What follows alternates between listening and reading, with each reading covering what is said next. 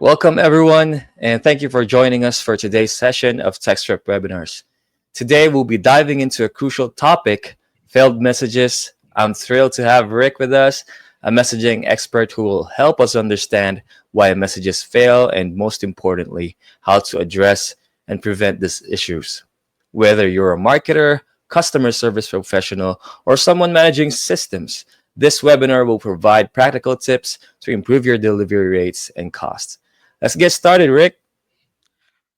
Thank you, Ru. Thank you for having me here, and I hope everyone is doing well today. I'm really excited to discuss everything about failed messages and how this will help all of our customers in increasing their delivery rate. So let's go ahead and start. Perfect. Jumping into the first question, why do messages fail, Rick? All right, Ru. This is the most common question if we're talking about message failure. So messages can fail for different reasons. It can be because your opted-in leads have issues, can be because of network error rejections or other factors. Now, to address these issues effectively, it's important to review your messaging logs because these provide specific reason codes for failed messages. Now, to review your logs in your Textdrip account, you can go to your audit message. And to give you an example, if you see a failed message with a reason code invalid destination address, it means your opted in leads phone number has an issue. It can be because the number provided is a landline, a VoIP, or other type of numbers not suitable for messaging. Or maybe because the number is already disconnected. Now, if you see spam as the reason code, it means the network carriers flagged the message as spam. That's why it was rejected. So you see, it's very helpful to check your Mm, audit message from time to time as part of your account management. right. That makes a lot of sense. And, it's interesting how the messaging logs can be such a powerful tool. Not just for understanding the problem, but also for taking corrective actions right away. It's a reminder that data really is key to improving processes. I agree. Awesome. Next question is, am I being charged for failed messages? In most cases, yes. This is because carriers and service providers charge for the attempt to deliver a message. Now that's regardless of the outcome. Now we won't know if the message will fail or deliver unless we send it. And since we're sending the message, it will be charged. Additionally, monitoring failed messages and understanding the reason codes can help minimize unnecessary charges by addressing the root causes of delivery failures. Gotcha. And while the charges might feel, frustrating, it's great to know that by being proactive, like addressing invalid numbers or optimizing your content, we can minimize these costs in the long run. Correct. Perfect. Next question is, how do I address failed messages?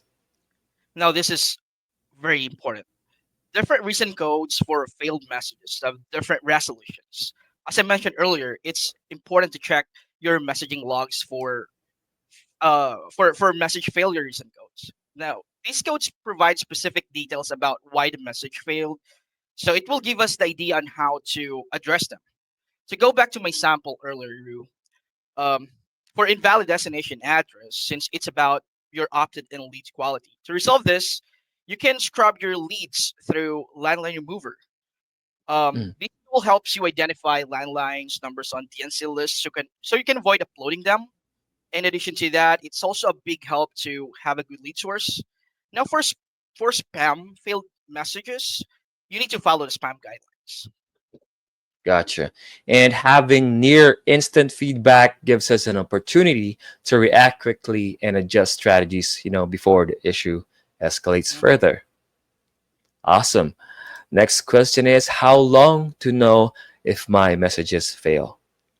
Most of the time, you'll know it within seconds to minutes after the message is sent. Now, we need to wait for the carrier's response whether the messages are delivered or failed.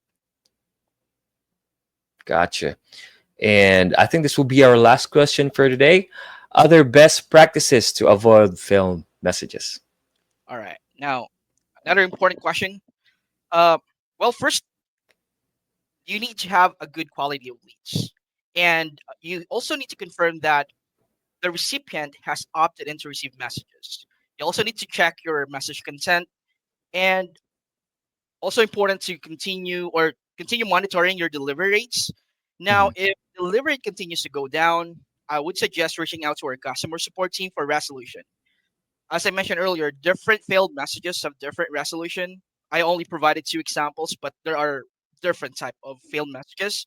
So if you don't know um, what why your messages fail, is you can just reach out to our customer support team, and we'll be very happy to help you out with that.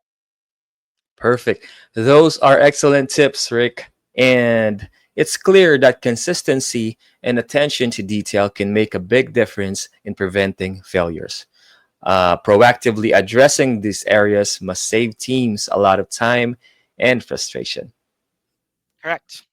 Perfect. And I think that's all for today, guys. Thank you for joining us for this session of Textdrip webinars. And I hope you find this discussion on failed messages insightful and that you can take actionable steps to improve your delivery rates and reduce cost. If you have any questions or need more information, don't hesitate to reach us out at outreach@textdrip.com. And we are here to help you succeed. And guys, don't forget to join us for our next webinar where we'll dive into intent automation and how to get the most out of your messages. It's going to be packed with tips and strategies to take your messaging to the next level. Thanks again, guys. We'll see you next time. Bye, Rick. Bye, Rue. Thank you.